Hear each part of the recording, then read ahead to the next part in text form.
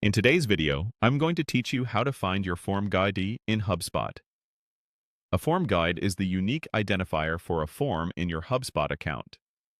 You'll often need it for embedding forms on external sites, connecting integrations, or using the API. The steps are simple, and I'll walk you through them clearly. Start by opening your browser and heading to Google. Type HubSpot, then click the official HubSpot website. Sign into your account using your usual credentials. If your organization uses multi-factor authentication or you have access to multiple portals, make sure you complete those prompts and choose the correct account before moving on. Once you're in, you'll land on your HubSpot dashboard. Next, hover your mouse over the left sidebar and look for the Marketing section. That's where HubSpot keeps the tools related to attracting and converting leads. Within Marketing, click Forms to open the Forms tool. If your navigation looks slightly different, don't worry. HubSpot updates layouts from time to time, but the Forms tool is always available within the Marketing area of the platform. You should now see a list of your forms. Find the form whose GUID you need and click it to open. This will bring up the form's editor or details page. You don't need to change anything inside the form.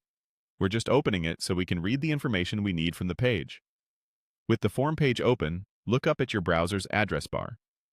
The URL here contains several pieces of information about the page, including the form's unique ID. Focus on the end of the URL. You'll see a long string of letters and numbers separated by dashes, typically in a pattern that looks like this: ABCDF12, 3456, 7890, ABCD, EF1235678890. That long string at the end is your form GUID. A few quick tips to keep you on track. Don't confuse the form GUID with your portal or account ID, which is usually a shorter number that appears earlier in the URL.